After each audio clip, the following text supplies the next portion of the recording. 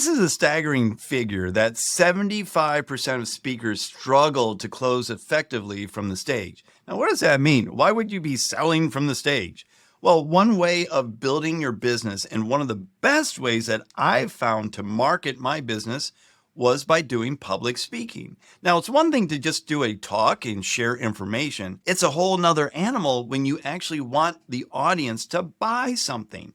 And it is a skill that can be learned. Now, I was in that camp of the 75 speakers that couldn't sell on the stage. And it wasn't until I got some coaching and learned the strategy of how to sell from the stage that it really took off for me. I was able to sell more than $4 million in coaching programs in 2 years, primarily from the stage.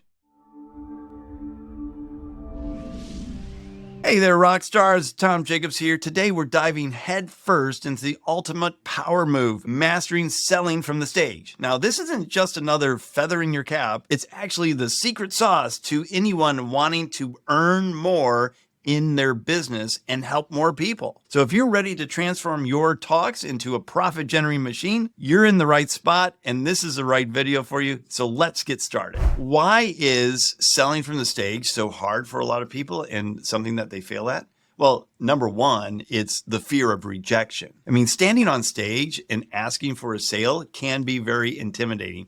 In fact, my very first time trying this out, failed miserably. I stood in front of 60 people in an auditorium, gave them everything I had for 45 minutes, and then I went into a 15-minute pitch and then crickets. Nobody bought anything, and I was so disappointed. But I learned from that. I got some coaching, and I was able to turn that around. And the next speaking engagement that I did, I had 10 people in the room, and all 10 people bought. And that was one of the best turnarounds that I've had in my career, going from zero to hero in the matter of just a week, just from tweaking a few things in my talk so that people started to engage. And then that fear of rejection went way down. This is a tip that a lot of people miss, but it's so crucial for making sales. You want to get that audience engaged with you throughout your presentation so that they're still engaged with you when you do the close. You know, simple things like raising your hand, asking them to raise their hand as well. Anybody in the audience resonate with this topic? Boom, have them raise their hand. That's going to program them to then raise their hand every time that you raise your hand as well. So at the end, when you say, who'd be interested in a coaching program that's going to take you from X to Y? And then you raise your hand, you're going to get a bunch of people that raise their hand as well, because it's just, they've been programmed to do it.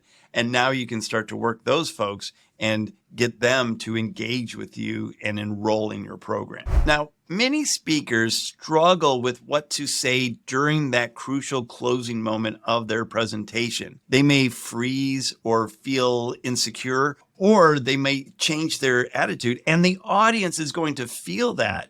And they're going to go away. There's a shift in here. He's getting nervous. Well, what's going on here?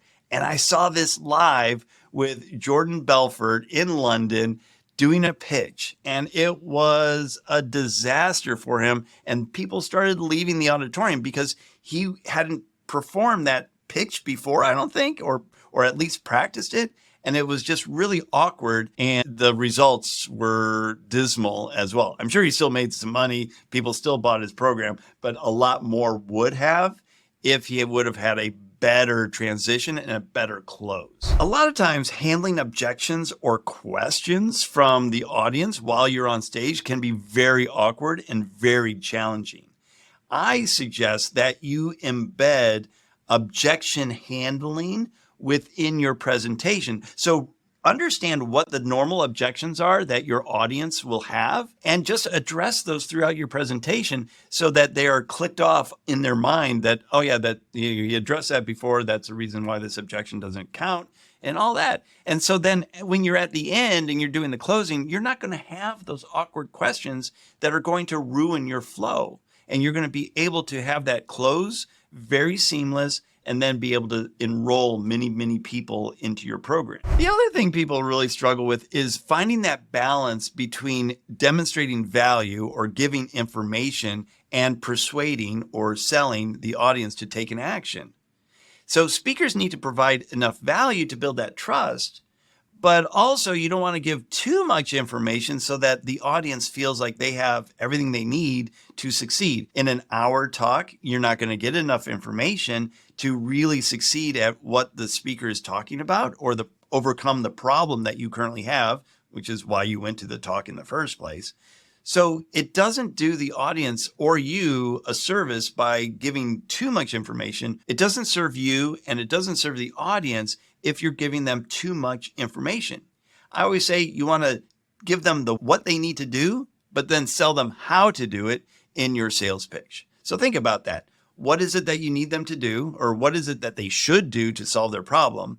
And then you give them the easy way out by showing them how to do it in your paid program. And that's how you're going to be able to close a lot more people and still give value, because now they're going to learn what they need to be doing, but they don't necessarily know how to. And then when you give your offer and make it easy for them to go, oh yeah, well, this is the easy button, I'm going to do that instead. Then you're going to make a lot of sales. So how do we tackle these challenges head on?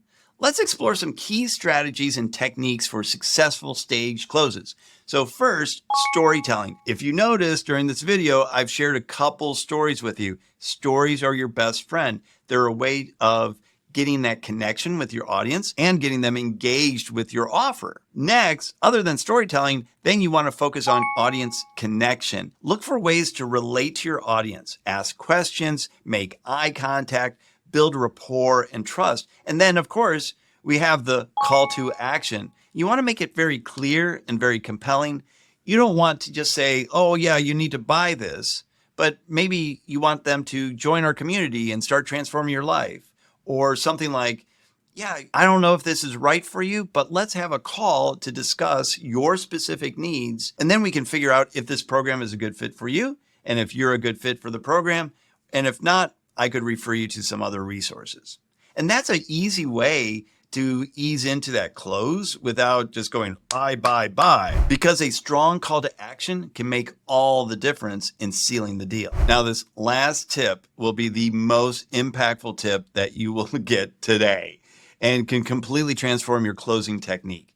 It's all about your confidence. Seriously, if you walk onto the stage with confidence and conviction in your voice, in your stance, and in the way that you're presenting, your audience will feel it. They'll be like, yeah, they're in charge. They're the ones that know, they're the expert. I want to get what they're talking about. And they'll be much more inclined to trust you and follow your lead. A confident delivery makes your message more persuasive, and people are naturally drawn to confident speakers. You see that all the time, especially in politics. You see somebody kind of fumbling around and you're like, oh, I don't trust that person. But if you see somebody that is very confident, articulates their message easily, then you're going to go, yeah, they're the ones with authority. I want what they're selling. As Brian Tracy says, speak with confidence and conviction, and the audience will believe in your message. Selling from the stage involves storytelling, building connection,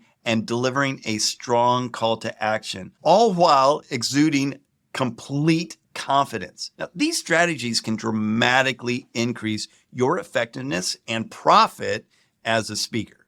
Trust me, implementing these tactics will make a world of difference in your speaking career like it has for me. I hope this video was helpful to you and it increases your selling from stage effectiveness. I'd love to hear your comments. So click on the comments down below and share your experiences selling from the stage. I do check all comments and respond to them. And then there's some links down below as well. Check out the Storybook, because that's going to help you create your own personal story and give you a structure for creating other stories that you can embed in your sales presentations on stage. And until next time, have a great day.